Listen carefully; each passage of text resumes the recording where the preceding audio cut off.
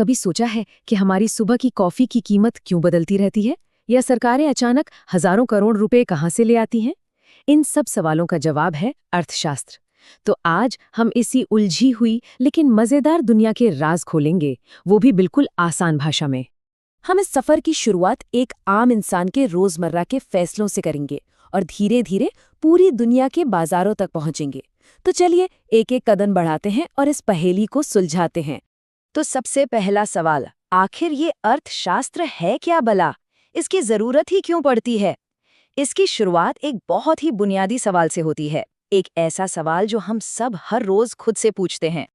और इसका जवाब जिंदगी की एक बहुत ही सीधी लेकिन कड़वी सच्चाई में छिपा है।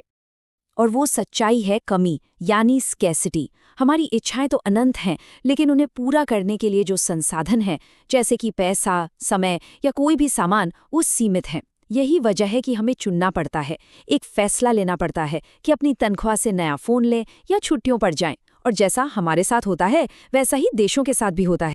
और देखिए, हर फैसले की एक कीमत होती है, और वो कीमत हमेशा पैसों में नहीं होती। वो कीमत उस चीज की होती है जिसे हमने नहीं चुना। जैसे इस विश्लेषण को देखने का मतलब है कि इस वक्त बिल्ली के मजेदार वीडियो नहीं देखे जा रहे, तो वो मजेदार वीडियो ही इस जानकारी को हासिल करने की अवसर लागत यानी अपॉर्चुनिटी कॉस्ट है।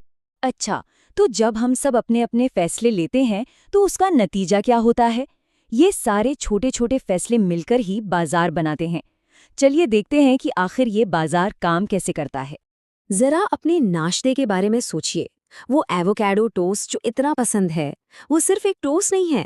उसके पीछे किसानों, ड्राइवरों, शेफ्स और दुकानदारों की एक पूरी सेना है जो एक दूसरे को जाने बिना भी एक साथ काम कर रही है। ये बाजार है ना, एक तरह से रस्साकशी का खेल है। एक तरफ है बनाने वाले यानी सप्लाई, और दूसरी तरफ है खरीदने वाले यानी डिमांड। और रस्सी के बीच में जो गांठ है, वही उस चीज की कीमत है। और ये कमाल की बात है कि कैसे बाजार बिना किसी एक कंट्रोलर के सिर्फ कीमतों और फायदों के आधार पर लाखों लोगों को एक साथ ले आता है।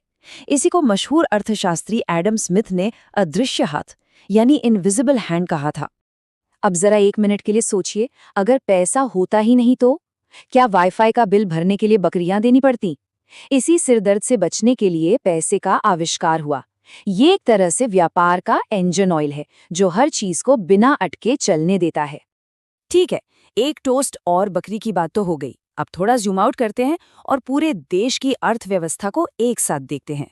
हम ये कैसे तय करते हैं कि कोई देश अमीर है या गरीब? इसका सबसे आम जवाब है जीडीपी यानी ग्रॉस डोमेस्टिक प्रोडक्ट। ये समझ लीजिए कि किसी देश का इकोनॉमिक रिपोर्ट कार्ड है। ये मापता है कि उस देश में एक साल के अंदर कुल कितने का सामान और सेवाएं बनी। हाँ, लेकिन ये याद रखना जरूरी है कि ये स्कोर कार्ड ये नहीं बताता कि लोग कितने खुश हैं या पर्यावरण कितना साफ है। और फिर सिक्के का दूसरा पहलू आता है, राष्ट्रीय ऋण। ये सरकार का कुल उधार होता है। ये नंबर इतना बड़ा है कि दिमाग चकरा जाए, लेकिन असल में ये आने वाली पीढ़ियों पर एक बहुत बड़ा बोझ होता है। तो यहाँ मुद्दा ये है कि जब बाजार में चीजों के मुकाबले पैसा ज्यादा तेजी से बढ़ने लगता है, तो हर रुपए की कीमत कम हो जाती है और चीजें महंगी होने लगती हैं। इसी को हम महंगाई या मुद्रास्फीति कहते हैं।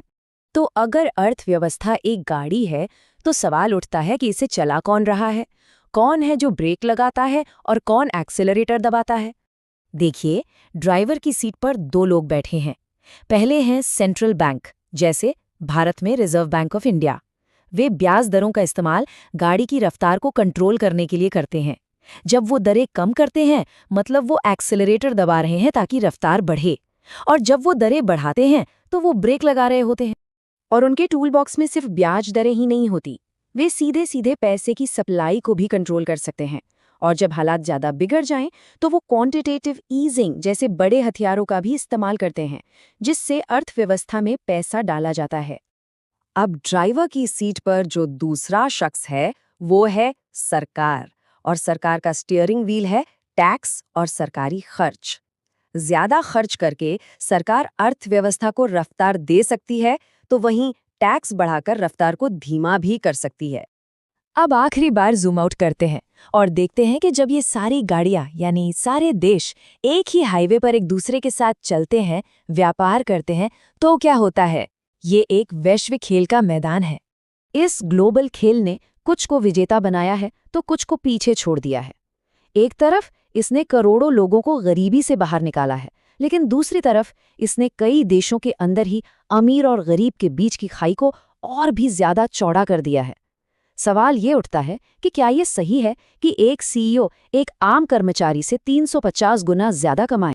इन समस्याओं को हल करने के लिए दुनिया में दो बड़े आइडिया हैं, पूंजीवाद और समाजवाद। लेकिन सच तो ये है कि असल दुनिया में कोई भी देश 100% एक रास्ते पर नहीं चलता। हर देश ने इन दोनों का एक मिक्सचर बनाया हुआ है। तो इस पूरी बातचीत का निचोड़ क्या है? पहली बात, कमी असली है और हर चुनाव की एक कीमत होती है। दूसरी, लोग फायदे के हिसाब से काम करते हैं, ये समझना जरूरी है। और तीसरी, कोई भी सिस्टम परफेक्ट नहीं होता, हर जगह कुछ न कुछ समझौते करने ही पड़ते हैं, कोई जादू की छड़ी नहीं। और आखिर में ये सब कुछ एक ही बड़े सवाल पर आकर खत्म होता है कि एक समाज के तौर पर हमें आज़ादी और बराबरी के बीच सही संतुलन कैसे बनाना है। इसका कोई आसान जवाब नहीं है और शायद यही वो सवाल है जिससे हर समाज, हर पीढ़ी हमेशा जूझती रहेगी।